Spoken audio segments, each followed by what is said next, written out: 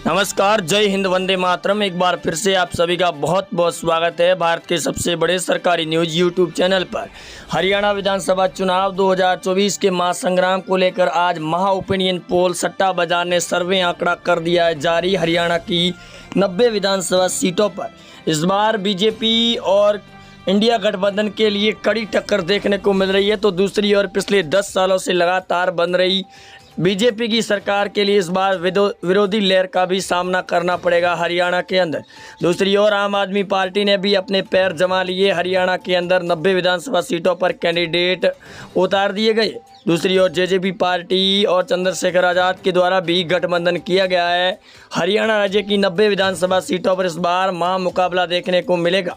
दूसरी ओर हाल ही में विनेश फोगाट के द्वारा कांग्रेस ज्वाइन करने के बाद भी बड़ा टेढ़ा होता हुआ मामला नजर आ रहा है। भूपेंद्र सिंह हुड्डा इस बार सीएम बनने की रेस में आगे आ रहे हैं, तो वहीं कांग्रेस पार्टी इस बार बड़े जोड़ तोड़ कर तैयारी में नजर आ रही है। हालांकि अगर बात करें लोकसभा चुनाव की, तो उस दौरान इंडिया गठबंधन का सबसे छोटी पार्टियों से गठबंधन है, लेकिन हरियाणा के अंदर होने वाले चुनाव के अंदर आम आदमी पार्टी से लगाकर जेजेपी और कई पार्टियां हैं जो अलग तौर पर चुनाव लड़ रही है। बीजेपी के लिए विरोधी लहर का भी सामना करना पड़ेगा और हरियाणा के अंदर सीएम बदले जाने के बाद भी कुछ नज़र नहीं आ रहा। एक एक सीट के बारे में आपको देंगे पूरी जानकारी। आप वीडियो के एंड तक ज़रूर बने रहे और आप भी हमें नीचे कमेंट करके ज़रूर बताएं कि आपके शहर और आपके गांव के अंदर किस पार्टी की लहर नज़र आ रही है, क्योंकि जो ओपिनियन पोल में सर्वे आया है वो अपने आप में बड़ा चौंकाने वाला है। इसी के साथ लेकर चलते हैं आपको। सबसे पहले अगर बात करें जिंद की 5 सीटों पर, जिसमें बीजेपी पार्टी को यहां से बिल्कुल सुपड़ा साफ होता हुआ नजर आ रहा है और कांग्रेस पार्टी को 5 सीटें हैं, जहां एक सीट पर विनेश फोगाट भी चुनाव लड़ रही है जिंद की 5 सीटों में। आगे अगर बात की जाए अंबाला की 4 सीटें हरियाणा के अंदर, जिसमें एक बीजेपी को मिलती हुई नज़र आ रही है, तो वहीं 3 सीटें कांग्रेस पार्टी को दिखाई दे रही है आज जारी हुए ओपिनियन पोल सर्वे में। अगले दौर में बात करें भिवानी की 4 विधानसभा सीटों के बारे में, जहां बीजेपी पार्टी को 2 सीटें और कांग्रेस पार्टी को भी 2 सीटें, बाकी पार्टियों को यहां से सुपड़ा साफ नजर आया है। फतेहाबाद की बात करें, कुल 3 सीटें, 3 सीटें कांग्रेस पार्टी को दिखाई दे रही है। हालांकि आम आदमी पार्टी भी यहां से 1 सीट निकाल सकती है। आगे अगर बात की जाए सरखी दादरी की 2 सीटें, जिसमें एक कांग्रेस पार्टी और एक जेजेपी पार्टी को मिलने का अनुमान दिया गया है ओपिनियन पोल सर्वे के अनुसार। आगे अगर बात की जाए फरीदाबाद की 6 विधानसभा सीटों के बारे में, जहां 2 सीटें बीजेपी पार्टी को मिलने का अनुमान दिया गया है और 3 सीटें कांग्रेस को, एक जेजेपी और आम आदमी पार्टी दोनों में से मिल सकती है। अगले दौर में अगर बात की जाए बीजेपी पार्टी के तौर पर हिसार की 7 सीटों में, जिसमें बीजेपी को सिर्फ 2 सीटों पर ही मिलती हुई दिखाई दे रही है, कांग्रेस पार्टी को 4 सीटें, जेजेपी को 1, अदर के खाते में यहां से 0 सीट से संतुष्टि होगी, यानी आम आदमी पार्टी को यहां से 0 सीट मिल रही। आगे बात की जाए गुड़गांव की 4 सीटों के बारे में, जहां बीजेपी पार्टी को 3 सीटें, कांग्रेस पार्टी को यहां से 1 सीट मिलती हुई नजर आ सकती है। गुड़गांव के अंदर उलटफेर देखने को मिल सकता है, सैनिक का प्रभाव ज़्यादा नजर आ रहा है। आगे अगर बात की जाए झज्जर की 4 सीटों के बारे में, जहां बीजेपी को यहां से झज्जर में 0 सीट मिलती हुई दिखाई दे रही है, कांग्रेस पार्टी को 4 सीटें मिलती हुई नजर आएगी।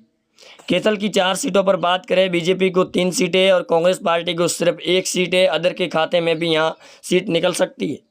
कुरुक्षेत्र की अगर बात की जाए 4 सीटें, जिसमें 1 सीट कांग्रेस पार्टी को है, 2 बीजेपी को और 1 जेजेपी पार्टी आम आदमी पार्टी को भी मिल सकती है। महेंद्रगढ़ की 4 सीटें, जिसमें 1 बीजेपी, 2 कांग्रेस और अदर के खाते में 1 सीट है, जो कांग्रेस पार्टी के जाने की पूरी संभावना जताई जा रही है। वहीं करनाल की अगर बात करें, जहां मनोहर लाल खट्टर का सबसे बड़ा गढ़ माना जाता है, वहां पर भी इस बार बीजेपी को 2 सीटें, कांग्रेस को भी 2, जेजेपी को 1। मेवात की अगर बात की जाए, यहां से कांग्रेस पार्टी को 3 सीटें मिलने का अनुमान दिया गया, हालांकि 1-1 सीट तीनों ही पार्टियों को दी जा रही है। पलवल की अगर 3 सीटों के बारे में बात करें, बीजेपी को 1 सीट है, कांग्रेस पार्टी को भी 1, जेजेपी को भी 1 सीट मिलने का अनुमान दिया गया है। आगे बात करें पंचकुला की 2 सीटें, जिसमें 1 सीट कांग्रेस पार्टी को और 1 आम आदमी पार्टी या फिर जेजेपी को मिल सकने का अनुमान मिलता हुआ दिखाई दे रहा है। पानीपत की 4 सीटें हैं, 4 की 4 बीजेपी पार्टी के खाते में जाती हुई नज़र आ रही है, जो अपने आप में बड़ा उलटफेर है। वहीं रेवाड़ी की 3 सीटों की अगर बात करें, जहां बीजेपी को 0 सीट है, कांग्रेस पार्टी को 2, जेजेपी को 1 सीट मिल रही है। सिरसा की बात करें, कुल 5 लोकसभा विधानसभा की सीटें, जिसमें बीजेपी को 1, 3 सीटें कांग्रेस पार्टी को यहाँ से मिलती हुई दिखाई दे रही है। वहीं आगे अगर बात करें रोहतक की 4 सीटों के बारे में, जहाँ कांग्रेस को 2 सीटें, बीजेपी को 1, जेजेपी को 1 सीट मिलती हुई दिखाई दे रही है। सोनीपत की बात करें, कुल 6 विधानसभा की सीटों में कांग्रेस पार्टी को 3 सीटें अनुमान दी गई है, बीजेपी को 2, जेजेपी को 1 सीट। आगे यमुनानगर की बात की जाए, कुल 4 सीटें, जिसमें बीजेपी 1, कांग्रेस को 2, जेजेपी को 0, आम आदमी पार्टी को यहाँ से 1 सीट मिलने का अनुमान दिया गया है। आगे अगर कुल सीटों के बारे में बात की जाए, हरियाणा की 90 विधानसभा सीटों में, जहां दोस्तों सर्वे आंकड़ा पूरी तरीके से बदल रहा है।